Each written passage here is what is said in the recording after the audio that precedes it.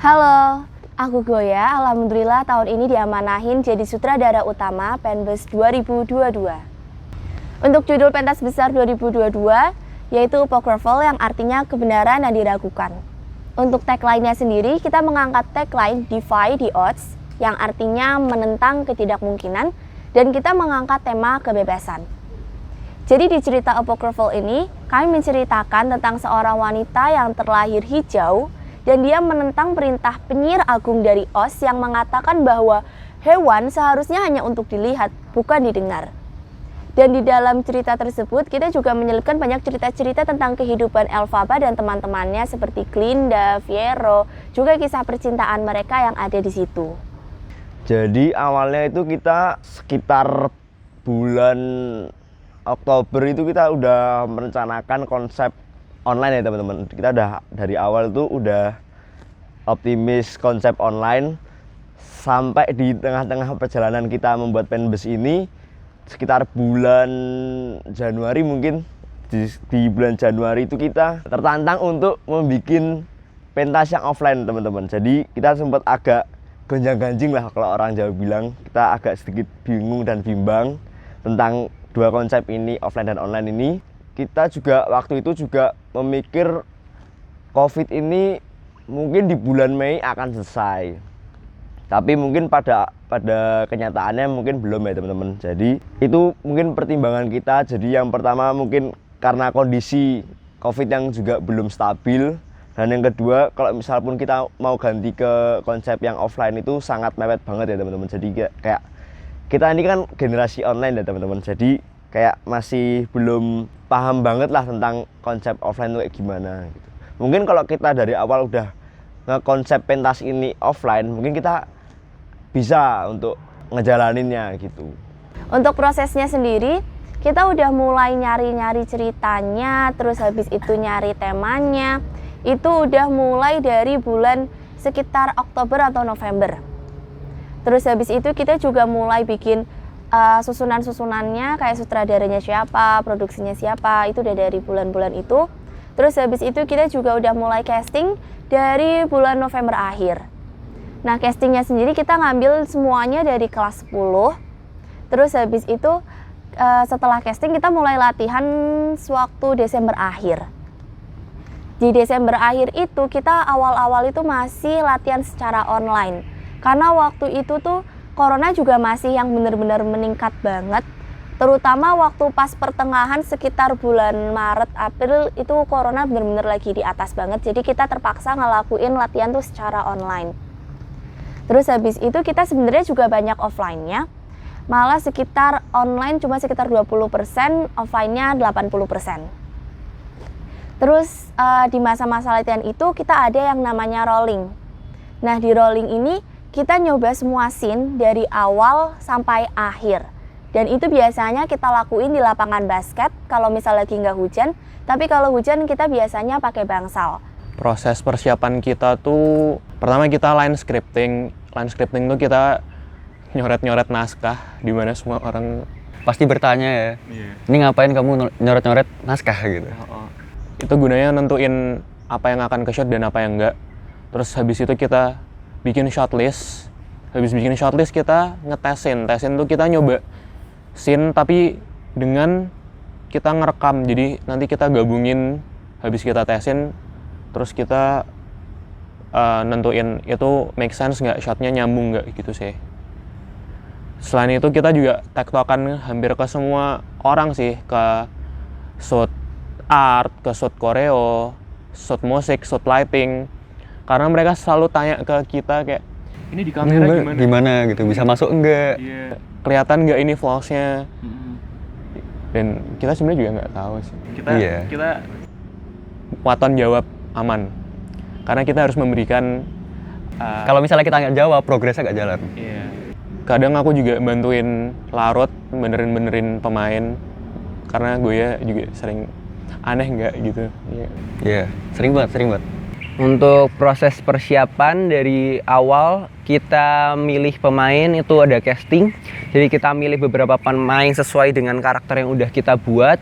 Habis itu pemain kita ambil ada di awal itu namanya latihan dasar, di mana latihan dasar itu kita latihan dari vokal, terus gestur, terus perkenalan karakter, terus juga latihan kaki kijang, latihan-latihan dasar. Karena kita tahu para pemain belum banyak dari mereka yang belum pernah menyentuh di bidang teater juga, makanya kita adain latihan dasar supaya mereka lebih ada pendekatan di keaktoran, pendekatan di bidang teater ya dulu. Terus setelah di latihan dasar kita mulai memperdalam di bagian karakternya masing-masing pemain. Kita suruh mereka untuk mencari alasan-alasan dari karakternya, mencari latar-latar belakang dari karakternya masing-masing, mencari nama, mencari sifat-sifatnya gitu. Kita suruh mereka buat cari seluas mungkin.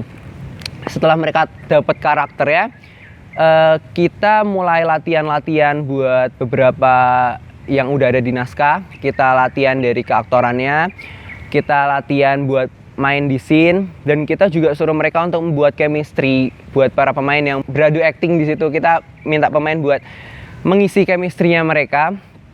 Terus kita juga minta pemain buat ada istilahnya kita tuh bonding. Jadi kita suruh mereka buat bonding biar mereka enak satu sama lain. Mereka nggak punya canggung, mereka bisa main seluas mungkin, selos mungkin. Jadi nggak ada malu-malunya gitu.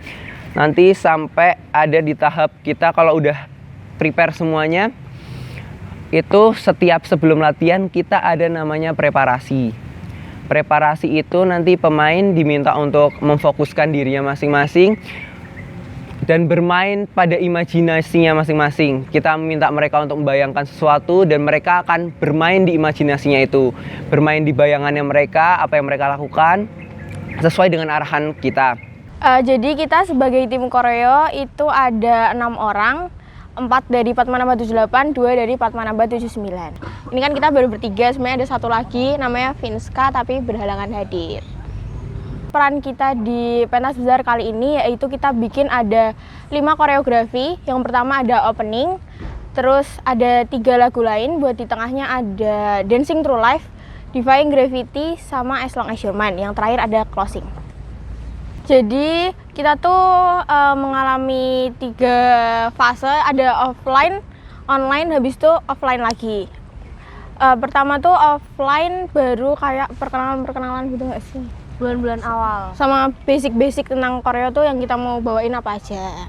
Kan habis dari offline tuh kita sempat online karena seingat aku sih perizinan di sekolahnya masih tinggi, terus beberapa juga banyak yang terpapar COVID, jadi kita lewat online dulu tuh lewat Zoom, dan itu kayak agak lumayan terhambat nggak sih?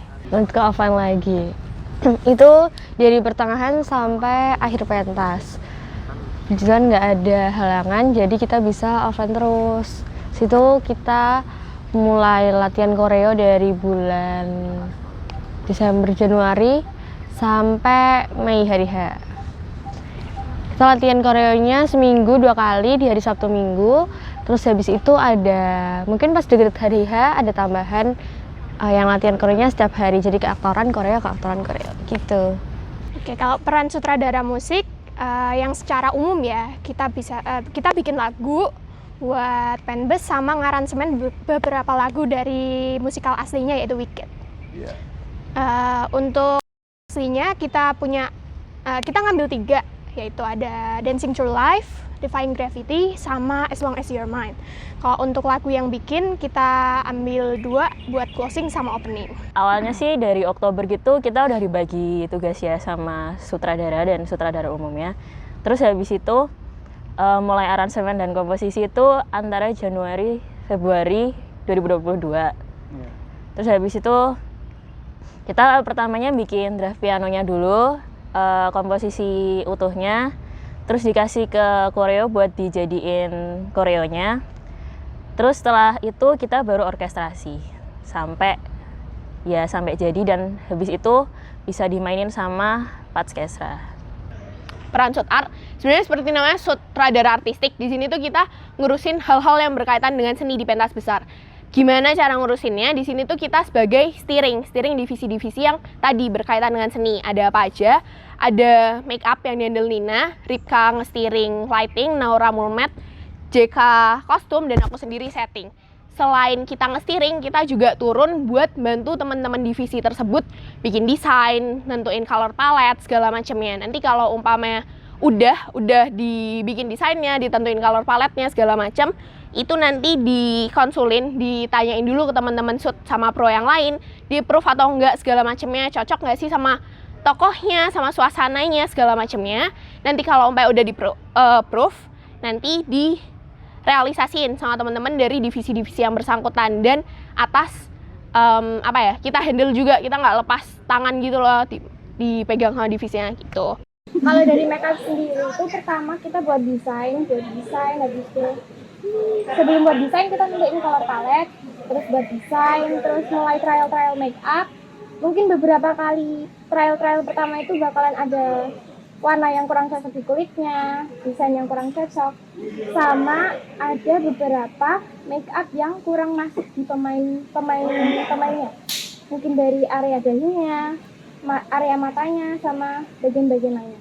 Itu sih kalau dari makeup. Kalau dari lighting sendiri itu pertama kita nentuin warna buat latar tempat, latar waktu, sama latar suasananya. Nah itu nanti buat di hari-harinya dari shoot art itu bakal mantau gimana warnanya di panggung itu udah pas, udah cocok perpaduan warnanya, terus udah pas sama pergantian suasananya atau belum gitu. Terus lanjut kalau Mbak dari aku setting, itu nanti kan kita tentuin latarnya tuh ada apa aja sih, terus habis itu properti yang sekiranya perlu kita buat itu apa-apa aja, nanti dari kita desainnya mau seperti apa, bentuknya kira-kira mau seperti apa, nanti dibahas juga sama teman-teman setting, itu kira-kira memungkinkan nggak sih dibentuk dan dibuat seperti itu, nanti kira-kira tingginya ternyata ada yang menurut mereka ketinggian, atau nanti dari rangkanya yang kita berikan desainnya ternyata sulit buat direalisasiin, itu nanti bakal menyesuaikan lagi. Terus nanti kalau umpamanya udah di mereka udah, oh ini nih udah oke, udah fix, udah bisa direalisasiin, itu nanti bakal dikerjain sama teman-teman setting yang nanti sebutannya tuh bengkel. Nanti sama teman-teman 78, 79 yang lainnya kita bakal kerja bareng-bareng di bengkel itu tadi buat bikin properti-properti yang diperluin tadi. Nanti kalau umpamanya udah segala macamnya tinggal ditaruh peletakannya nanti bareng sama setting man gitu. Kalau dari multimedia biasanya dari art itu nyiapin konsep, color palette dan sebagainya, kemudian nanti kita kasih ke divisi mulmetnya, nanti mereka yang merealisasikan. Cuman kalau misalnya ada kesulitan atau ada yang masih kurang, nanti akan kita bantuin lagi. Kalau dari kostum sendiri itu pertamanya kita cari tahu dulu karakter tiap tokohnya itu kayak gimana, biar kan pas gitu antara kostum sama karakternya itu udah cocok atau belum. Setelah itu karena lagi pandemi gini, jadi kan agak susah ya kalau misalnya mau ketemu setiap hari sama pemainnya. Jadi kita minta tolong sama pemainnya buat foto full badan gitu depan belakang, biar dari kostumnya juga gampang buat bikin desainnya, karena nggak setiap bentuk kostum atau baju itu cocok di semua orang gitu kan. Nah setelah kita udah siap bahannya, udah ada foto dari pemain juga, udah tahu karakteristik dari tokohnya kayak gimana, kita bikin color palette. Setelah itu kita bikin desainnya. Terus setelah dibikin desainnya, kalau misalnya udah di-approve sama teman-teman sutradara yang lain juga, kita mulai beli kain dari art sendiri juga, itu bantu milihin kainnya. Terus setelah milih kain, udah ada desainnya udah cocok, kita masukin ke penjahit. Setelah dari penjahit nanti kita coba buat fitting sama pemainnya, dipakai buat rolling juga. Nanti kira-kira ada yang masih merasa kurang nyaman atau gimana, itu bakal kita perbaiki.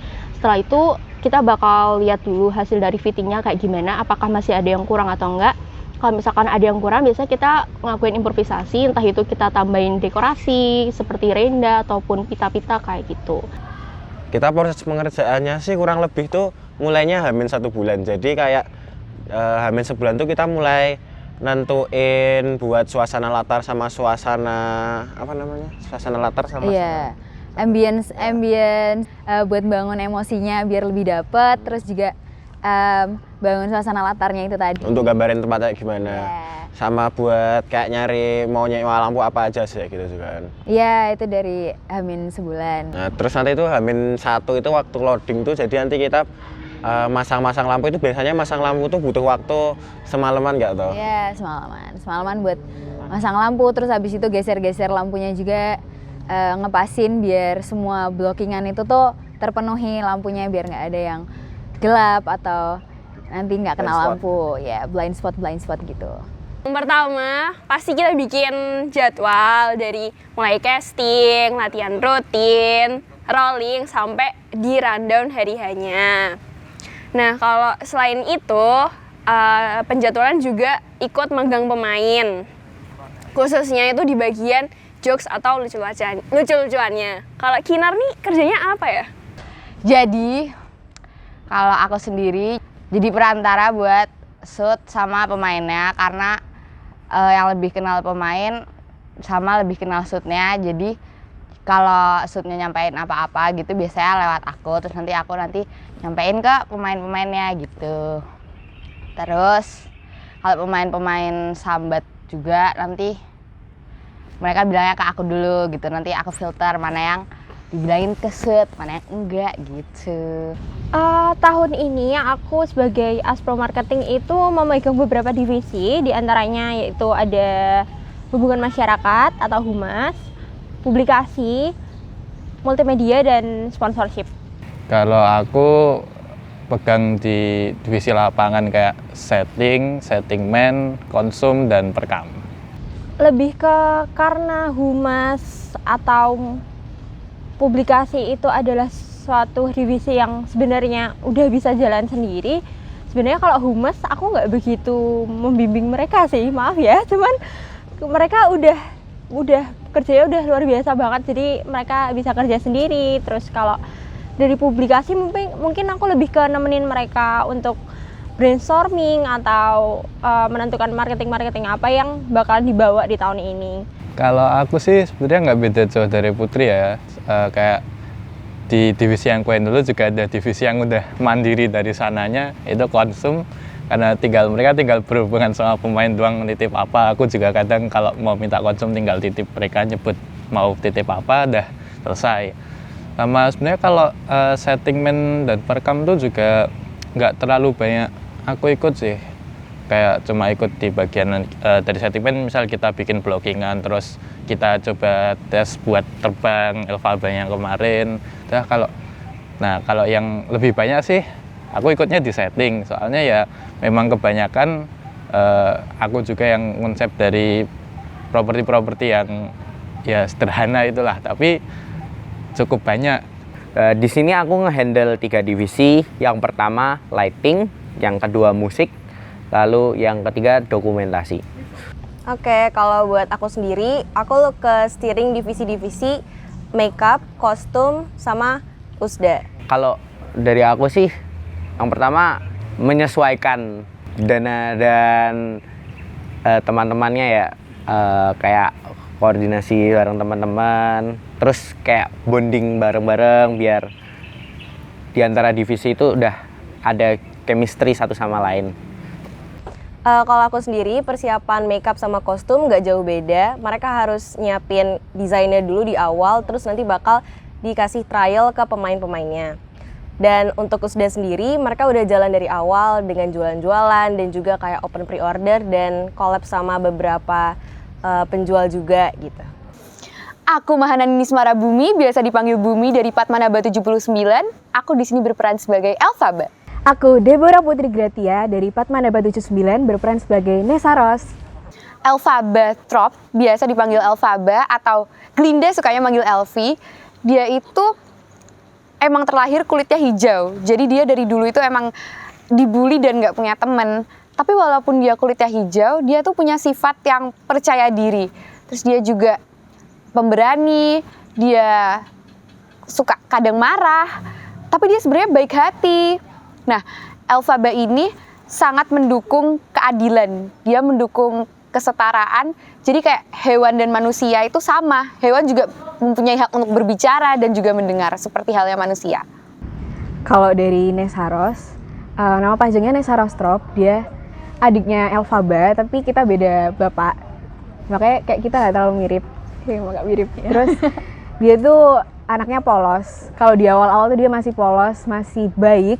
Tapi kalau kalian bakal nonton di tengah-tengah, dia tuh udah mulai licik, terus kayak egois gitu. Kayak dia mau dapetin apa yang dia mau gitu loh, pakai cara apapun. Makanya dia sampai bunuh Elphaba sama bunuh Bob gitu. Perkenalkan, aku Rafa Alastar, berperan sebagai Bob. Aku perkenalkan, namaku Najwa Fitria Sugiharto, biasa dipanggil Najwa. Aku memerankan Glinda di pentas besar tahun ini. Bob ini orang yang sangat spesial ya. Jadi Bob ini orang yang sebenarnya dia itu baik, dia hobinya membaca, terus warna favoritnya biru, selalu pakai ini kemana-mana. Dan overall dia itu memang orangnya nggak selalu tenang di segala situasi. Jadi ya kadang-kadang saat bertemu dengan teman baru atau bertemu dengan Glinda itu dia pasti selalu kayak nervous, aduh gimana ini gitu. Oke, kalau Glinda tuh malah terbanding-terbalik dengan Bok, dimana Bok yang malu-malu, Glinda tuh anaknya yang nyentrik, yang dia merasa yang paling keren, yang merasa paling wow, aku adalah orang yang pertama nih di sini. Selain itu Glinda tuh gimana ya? Dia anaknya baik, cuman karena tertutup dengan sifatnya atau kata-katanya yang sedikit meninggi, sombong gitu, jadinya kebaikannya itu rada tertutup gitu. Halo guys, nama aku Ilba, berperan menjadi penyihir agung. Halo, aku Kezia, berperan sebagai Madam Moribel. Kalau aku tuh berperan menjadi penyihir agung. Nah, penyihir agung ini kayak orangnya berwibawa gitu. Terus dia tuh kayak yang berkuasa gitu. Dia lebih mementingkan dirinya sendiri daripada kayak kepentingan sesama gede gitu. Kalau Madam Moribel itu karakternya sosok yang penyayang sama murid-muridnya dan sosok yang tegas gitu. Tapi dia tuh jeleknya licik sama murid-muridnya. Namaku Ayesa Danis, aku biasa dipanggil Icel. Aku dari Padmanaba 79. Halo, aku Rafael dari Padmanaba 79. Kalau aku sendiri, aku berperan sebagai Profesor Gazel di pentas besar 2022 ini. Dan Profesor Gazel itu seekor rusa yang menjadi dosen di Sis University. Jadi kalau gambaran tokohnya sendiri, dia itu yang pertama yang paling kelihatan keras kepala, terus teguh pendirian, dan dia itu punya karakter yang biasanya nggak sabaran atau suka marah-marah gitu kalau misalnya sesuatu yang dia pengen itu nggak terpenuhi gitu. Nah, kalau aku sendiri memerankan sebagai Dr. Dilamon. Dr. Dilamon sendiri ini adalah seekor kambing yang juga mengajar sebagai dosen di Sis University di Land of Oz.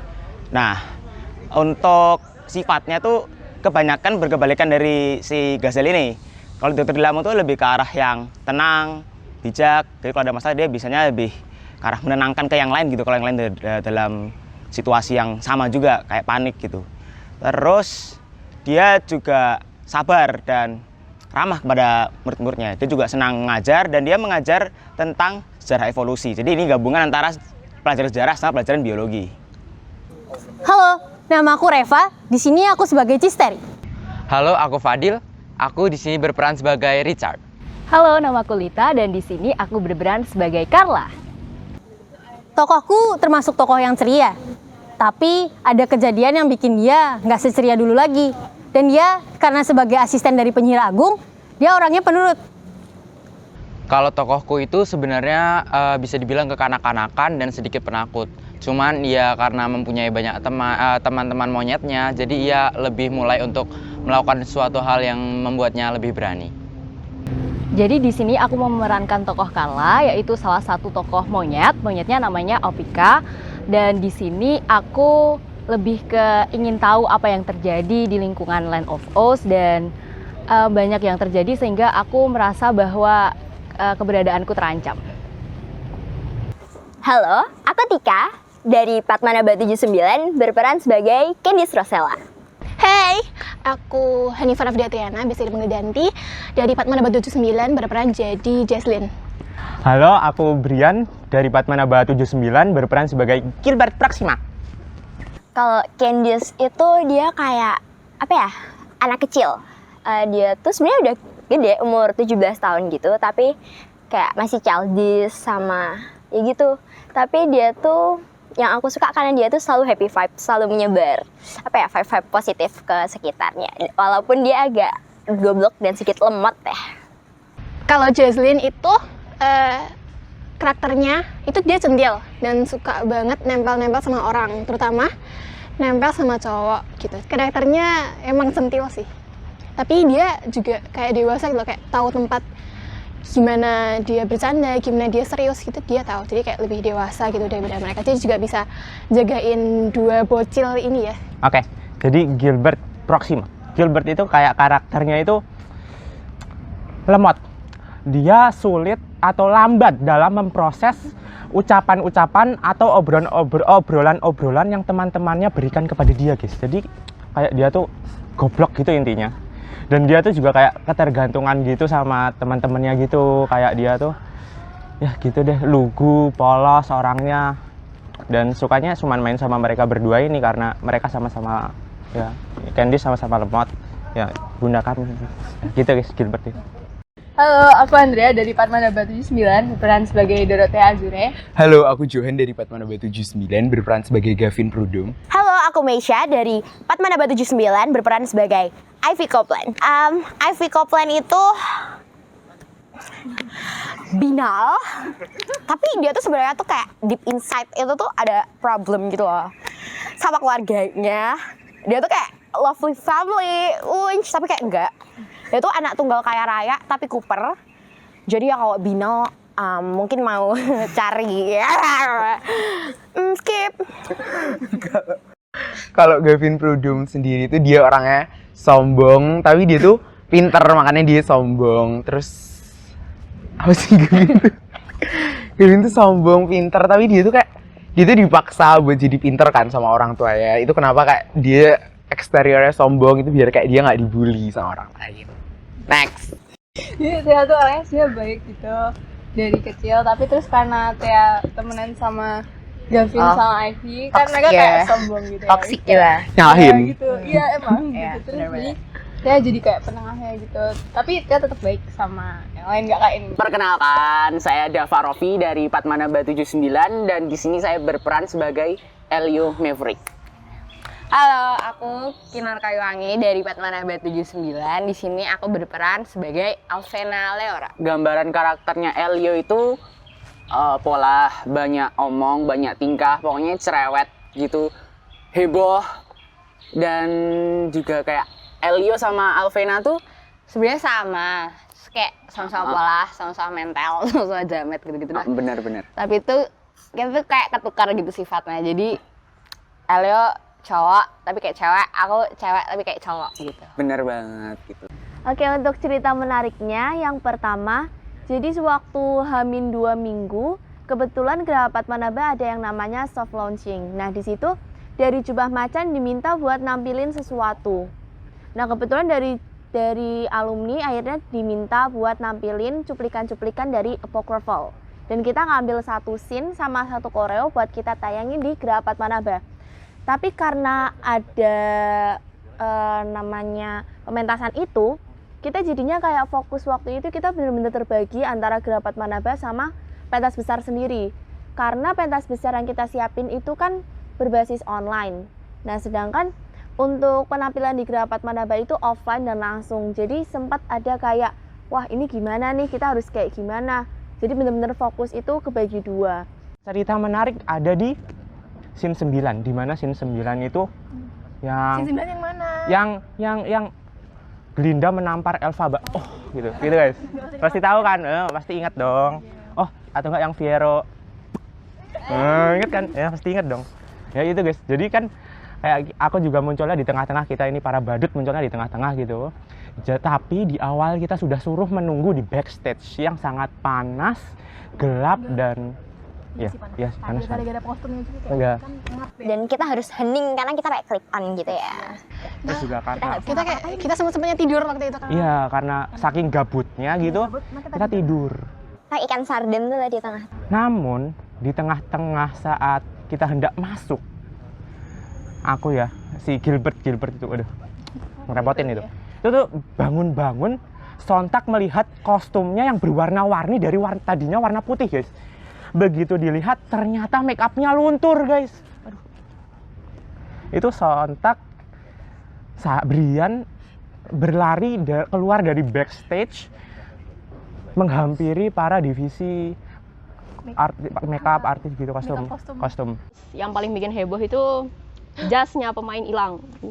Jadi ini udah hari H, udah tinggal sekitar. Pemainnya siapa, Kak? Oh ya, pemainnya namanya Bok. Nah, terus tinggal kurang 1 jam lagi. Itu ternyata udah dicek berulang kali. Kalau cuma 100 kali ada kali ya. Terus itu tuh udah dicari ternyata tetap gak ada. Akhirnya kita nyoba ke laundry-nya segala macam. Yang ke laundry-nya kesana kebetulan anak kostumnya itu tetap gak ada, dicari nggak ada. Akhirnya mau nggak mau kan tetap harus lanjut ya, harus tetap lanjut syutingnya. Akhirnya kita brainstorming, mikir ulang gimana ya, apa yang bisa buat gantiin jasnya tapi kostumnya tetap oke looknya. Akhirnya itu namanya apa ya? Suspender. Nah ya, namanya suspender. Itu anak kostum kita minta buat beli di pasar Beringharjo karena paling dekat dari TBI adanya cuma pasar Beringharjo. Nah terus iya, betul. Ketemu ada suspender warna biru dongker, karena dirasa udah dipakai masih kayak kok B aja sih. Akhirnya ditambahin namanya Renda Biku-Biku, bentuknya kayak gini, warnanya silver, terus dilem langsung di situ. Dan itu kendalanya dia Renda masih sering copot-copot kayak setiap cut itu kayak tolong dilem. Habis itu kita juga nyewa drone. Nah, kita awalnya nyewa drone tuh untuk nge-shoot Elphaba terbang, tapi karena di TBY itu kita nggak dapet sinyal GPS, jadinya drone-nya terbang di mode yang kurang bagus, namanya altitude. Nah, di mode itu drone-nya kurang stabil, jadi dia maju mundur gitu, dan aku takut terjadi kesalahan dan ngenain pemain. Jadinya drone-nya kita nggak pakai, padahal kita udah nyewa 2 hari dan cukup mahal. Dan kepakainya hanya untuk 1 shot. 1 shot saja. Agak Cukup. menyesal? Tapi worth it sih. Oh, jadi tahun ini kan kita audionya ada 2. Kita pakai clip on sama kita pakai boom. Nah, orang yang nge-boom itu belum pernah berhubungan dengan peraudioan sama sekali sebelum hamin 6 jam kita ngambil barang. Jadi dia tuh belajar on the spot pas ngambil barang sama orang sewa kameranya, kayak diajarin gimana cara nge-boomnya, nyalain yang recordnya. Dan surprisingly ya dia kerjanya cukup bagus dan cukup cepat gitu sih, jadi cukup keren buat boom operatornya. Ya itu tadi pas waktu terbang itu untuk jaga keseimbangan di atas terus harus madep depan itu menurutku susah. Belum ditambah dia gerakan-gerakannya, terus harus gerakan mulut sesuai lagunya.